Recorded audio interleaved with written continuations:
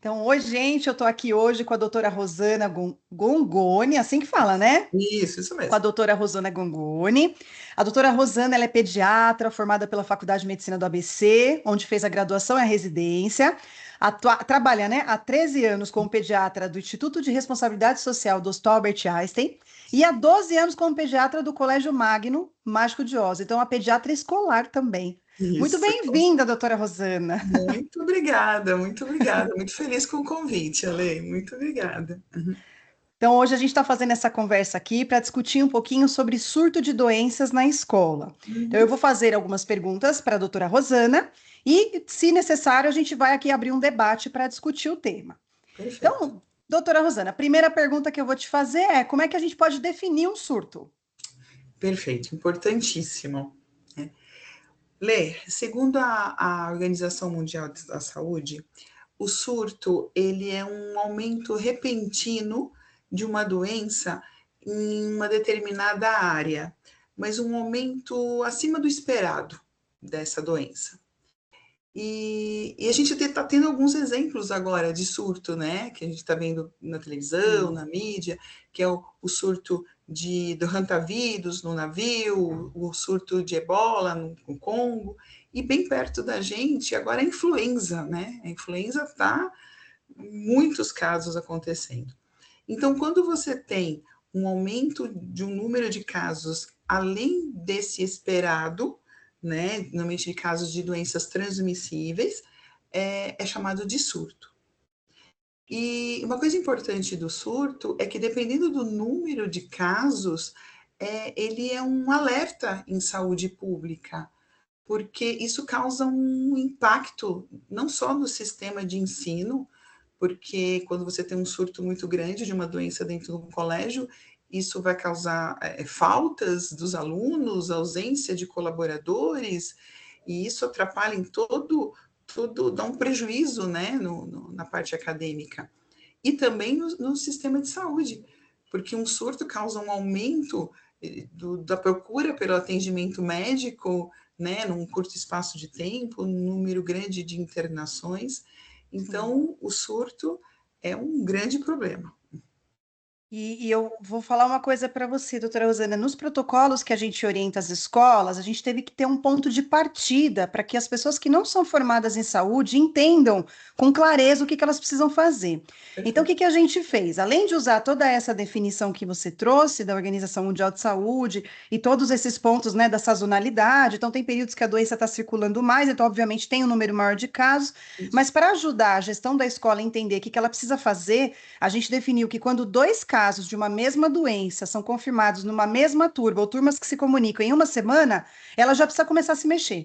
Então, a gente Uhum. fala que é o start para o protocolo de controle de surtos. E aí, cada profissional de cada segmento da escola, ele tem ali uma função para ajudar a controlar a doença. Então, aqui a gente tem trabalhado, a partir de dois casos, a escola já tem que ligar um alerta. Muito Perfeito. bem.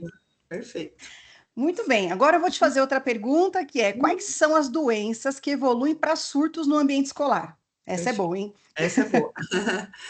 Bom, acho que é importante entender que no ambiente escolar, as doenças que mais causam surtos são as doenças de transmissão mais fácil, né? Então, é a doença que é transmitida pelas vias respiratórias, que é pelo espirro, pela tosse, ou pelas vias de contato direto, que é o aperto de mão, que é a troca de objetos, que é o abraço, né? Ou então as vias que a gente chama de fecal oral, que está muito ligada com a higienização inadequada das mãos. Então, Sim, assim, se sim, você é, une uma transmissão fácil com o fato de que você num colégio ou numa escola, você tem um grande número de alunos, alunos que ainda estão numa situação de um desenvolvimento do sistema imunológico, sim, muitas vezes num espaço muito restrito, sim, muitas vezes com uma ventilação não adequada desse local, sim, com um número de colaboradores não adequado ao número de alunos, né? sim. Uma E- higienização não tão bem feita. E Exato. ainda você tem alunos ou até colaboradores que não estão com a atualização perfeita da carteirinha de vacina, você está dando um ambiente propício para ter um surto escolar, Sim, né? Então, a doença acha ali um caminho fantástico para propagar. E que doenças, né, que se aproveitam dessa situação, né? Aí a gente tem muito conhecido a influenza, que está acontecendo muito agora, a sim, Covid, né?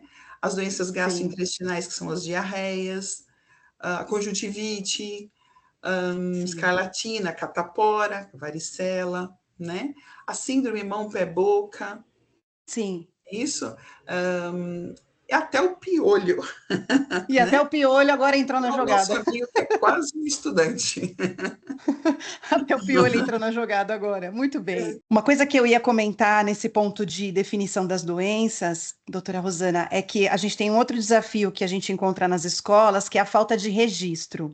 Então, muitas vezes, a escola ela não consegue nem comparar um semestre com o outro, um ano com o outro, para entender se realmente o número de casos está muito maior do que foi o ano anterior, ou se melhorou. De repente, ela implementou práticas, melhorou os processos de limpeza, os processos de cuidados, melhorou a ventilação da escola, a equipe está aderindo mais à higienização das mãos, as famílias estão mais conscientes. Então, de repente, até de um ano para o outro, em determinado período em que determinadas doenças estão circulando, pode até cair o número quando a gente compara, porque a escola está melhorando o processo de saúde. Mas o que a gente encontra? Essa falta de registro. Então, as Uhum, escolas que têm o departamento de saúde, o departamento de enfermagem, o departamento como o do Magno, né, que tem a pediatra, os enfermeiros, a gente tem esse registro, obviamente, e faz essa tabulação de dados, mas a maioria uhum, das escolas não tem a saúde. Então, o gestor acaba só registrando aquilo que é muito grave, os professores só registram aquilo que, de repente, precisa ir embora para o hospital, e a gente acaba não tendo esse mapeamento para saber quantos casos de influenza, quantos casos de mão pé boca, quantos sintomas. Às vezes até a criança afasta ou o jovem afasta da escola por sintoma que nem fecha o diagnóstico, mas que uhum, para a gente é importante saber. Foi uhum. mais casos de febre, de vômito, de diarreia ou traumas eventuais. Então, uma outra coisa que a gente precisa melhorar também, que eu acho que conversa com tudo isso, é esse registro, até para a gente Sim, entender o que está acontecendo na nossa escola, né? sim, sim. E complementando, como eu estou há muitos anos no colégio, a gente vem de um tempo que não tinha esse registro, né? Ou era como você disse, só o que fosse muito grave. E aí, com o tempo, a gente desenvolveu esse sistema de saúde e o nosso registro hoje está muito completo, né? Então, nós temos o prontuário das crianças, onde dentro daquele prontuário eu consigo levantar gráficos exatamente disso que você está falando, com os sintomas durante o ano, os meses, e isso nos dá muitos dados para poder trabalhar e até para informar a direção do que está acontecendo, né? Sim, Fica, muitas vezes a gente percebia que a criança ia para a enfermaria e isso não ia para frente, a direção acabava não sabendo o quanto de casos que estavam acontecendo, né? E uma coisa que foi bem interessante, quando a gente começou a ter os prontuários e levantar os dados, foi quando eu passei o quanto de atendimento a gente tinha nas enfermarias. Isso foi assustador. Nossa, tudo tudo isso? isso. Entendeu? Então, isso que você está falando é fundamental. Um registro bem feito, e existem maneiras muito eficazes de fazer isso. Sim, É sim. extremamente importante. E uma coisa importante, segurança para o colégio. Tudo que estiver escrito e registrado é segurança. É isso, é isso. E está documentado, né? Não só o que aconteceu, quais foram as medidas tomadas, é isso. Uhum. Bom, vou te fazer outra pergunta aqui, doutora Rosana. Você poderia listar quais são as principais medidas adotadas pela escola no controle de um surto, né? Então, a gente sabe que são muitas ações, mas de uma maneira objetiva, o que que você considera importante para controlar o surto? Tá. Durante esses anos todos de colégio, a gente percebeu que o início do controle do surto começa numa prevenção, né? Não só no momento do surto, eu acho que a prevenção é fundamental. Sim, Então, o que a gente aqui no colégio procura fazer? Estimular medidas preventivas, não certo. só para os alunos, mas como para os colaboradores. Então, estimular a higienização das mãos, a ter etiqueta respiratória, né, do tossir e espirrar, a utilizar a garrafinha para tomar água assim de uma maneira individualizada, a não ter o compartilhar os objetos de uso pessoal, a utilização correta dos EPIs, né? Dos equipamentos de proteção individual. Então, isso tudo, durante o ano, a gente procura utilizar todos os meios que o colégio nos oferece. Então, cartazes, as professoras em sala de aula, desde os pequenos até o ensino médio, utilizando toda a experiência que eles têm de passar essas informações. E mesmo as enfermeiras, toda vez que as crianças vão à enfermaria, a gente utiliza esse momento rápido, mas muitas vezes muito eficaz, de estar conversando com as crianças, de ter os cartazes ali, mostrar para a criança naquele momento como lava a mão. Então, todos esses momentos são importantes, e a gente vai utilizando isso como uma medida preventiva. O importante também é o ambiente, né? A gente temos hoje a localização mais adequada dos dispensadores de álcool, de sabonete em locais fáceis, de fácil acesso para o colaborador e para as crianças, manter sempre uma sala bem ventilada, não só quando tem o surto, sempre, né? Higienização adequada diária dos ambientes, dos banheiros, né? A utilização de materiais também adequados, eficazes, salas que têm, uma coisa importante, salas que têm ar-condicionado, manter a limpeza com equipamentos adequados e equipe adequada para fazer a limpeza. A regularidade, né? A regularidade. Então, isso tudo faz parte de uma prevenção. Sim. Mas, mesmo assim, vai acontecer um surto, né? Não tem como impedir, né? E se acontecer? Então, primeiro a gente precisa entender qual é a doença, qual é a transmissão desta doença naquele momento, quem está causando o surto, e a partir daí vai intensificar as ações, né? Se for das limpezas, se for ventilação, se for utilização de máscara, se for, né? Então a gente vai estar avaliando e intensificando, né? E as orientações e conversar com a população, a comunidade escolar, para saber do surto e saber se proteger e ficar atento, né, aos sinais e sintomas. Isso, e o que eu colocaria aqui, doutora Rosana, que a gente também orienta para as escolas, que além da importância de todo esse trabalho preventivo que tem que ser feito o ano inteiro, porque o ano inteiro tem circulação e a escola é um ambiente coletivo, é um ambiente que aglomera, que tem contato físico e que faz parte da escola. Quando ele acontece, sobretudo nas escolas que não têm o departamento de saúde, que é a maioria das escolas brasileiras, às vezes não está muito claro para esses profissionais que trabalham lá exatamente o que eles têm que fazer. Então, é um pouquinho do que eu comentei na pergunta anterior, que é assim: a gente precisou desenvolver uma filipetinha bem simples, bem objetiva, por exemplo, para a equipe de apoio. Limpar os brinquedos 3 vezes ao dia durante o surto, ao invés de 2. Para equipe, várias medidas, porque se a gente não escrever o passo a passo e dizer exatamente o que aquele profissional tem que fazer, quando a gente disser, olha, o protocolo de surto está ativado, eles não têm essa clareza, porque muitas vezes a parte sanitária não faz parte da formação do profissional de educação. Então, o profissional de limpeza, vamos imaginar que a rotina de limpeza é 2 vezes limpar os banheiros. Quando tem surto, tem que estar escrito lá na filipeta, limpar 3 vezes o banheiro, ou usar um saneante diferente. Então, uma coisa que a gente percebeu que deu muito resultado foi deixar muito claro para cada profissional o que exatamente ele tem que fazer quando um surto está instalado e a gente ativa o protocolo.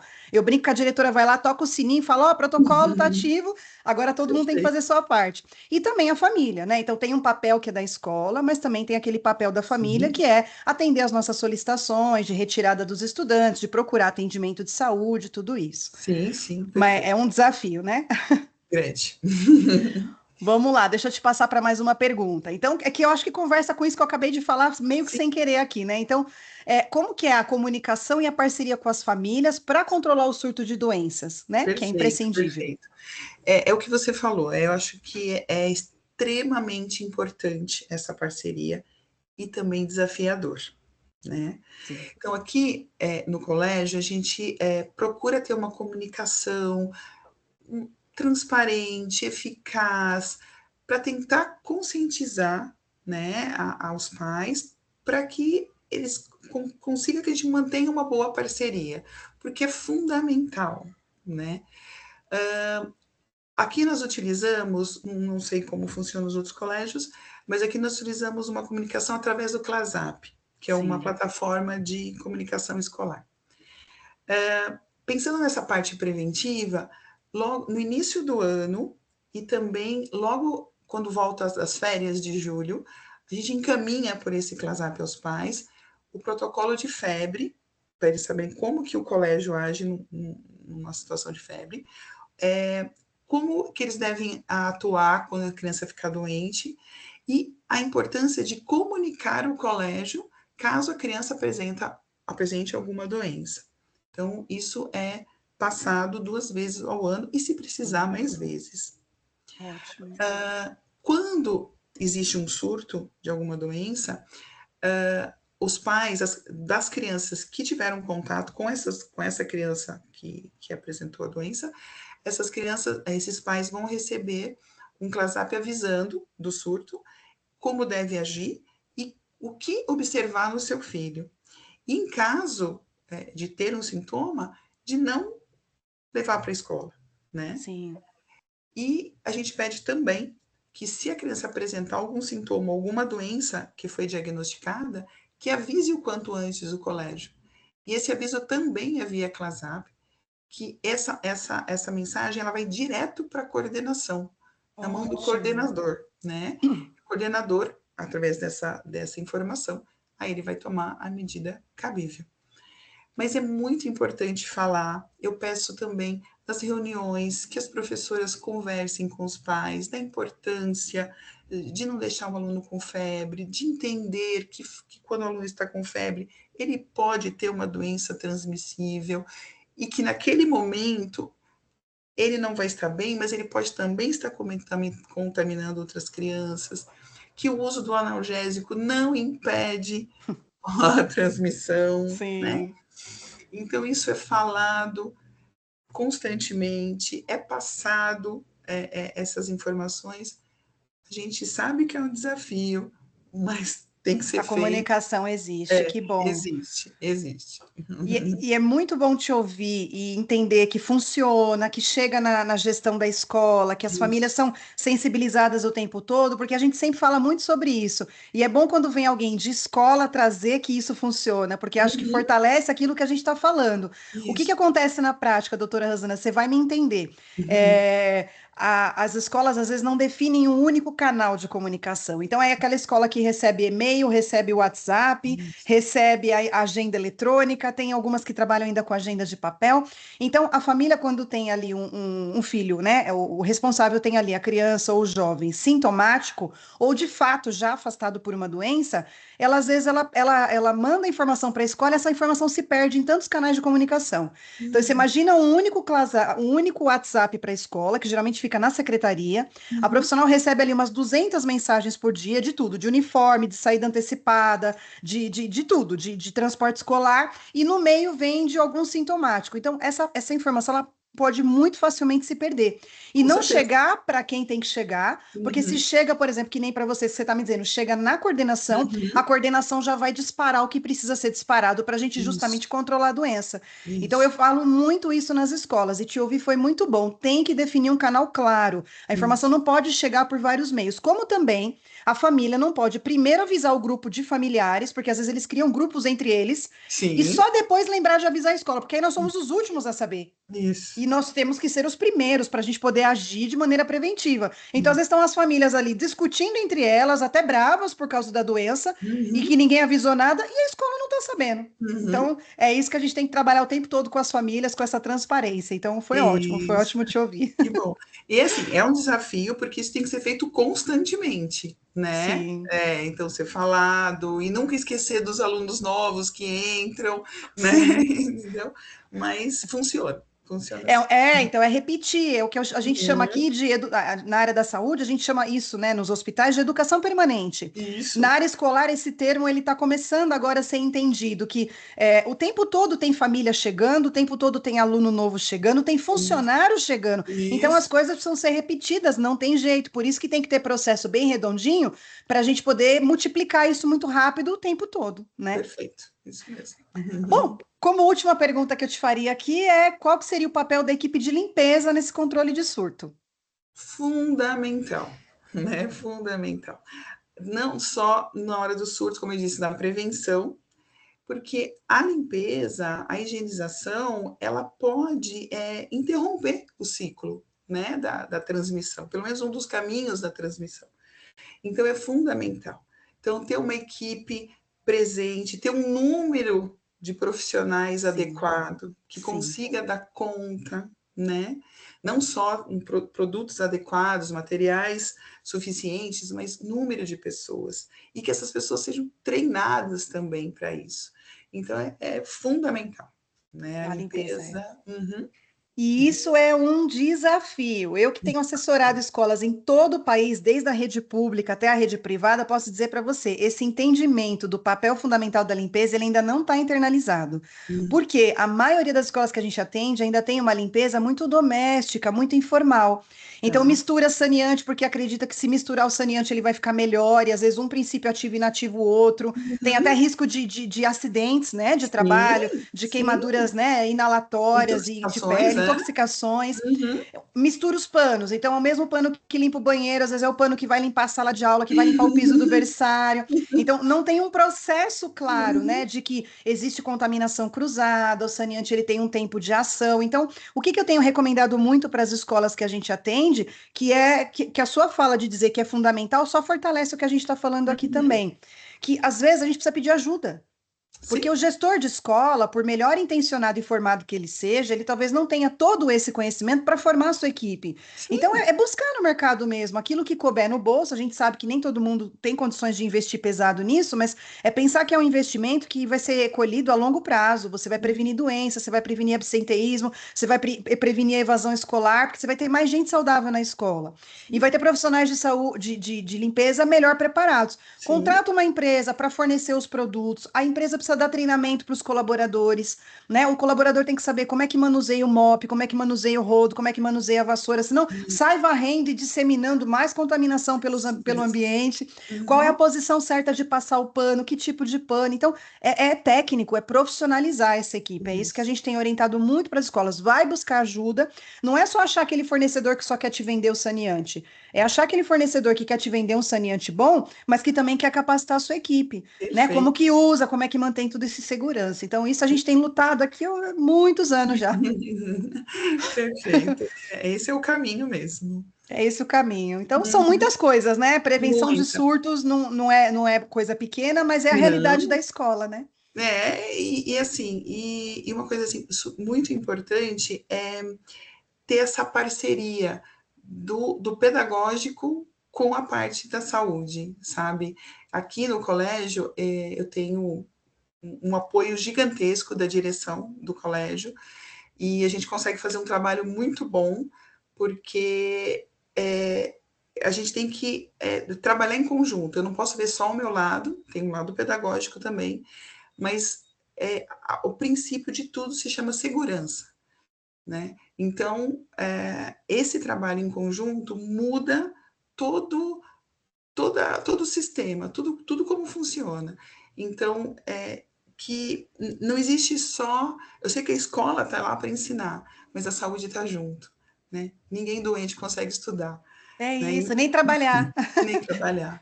Então, essa união, essa parceria com a saúde e o pedagógico e com os pais facilita e protege e é segurança para todos. Para Então, todos. E é uhum, aquilo, é educar e cuidar caminham juntos.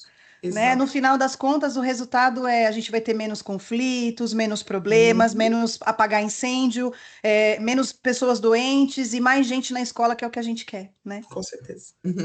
Então é isso, eu acho que a gente conseguiu contemplar aqui os principais pontos do controle de Bom, surtos, e aí a gente disponibiliza agora esse material para quem quiser aprender mais sobre o tema, e quem tiver dúvida pode nos enviar, que a gente vai estar respondendo com aí. certeza. Puder ajudar, estamos aqui.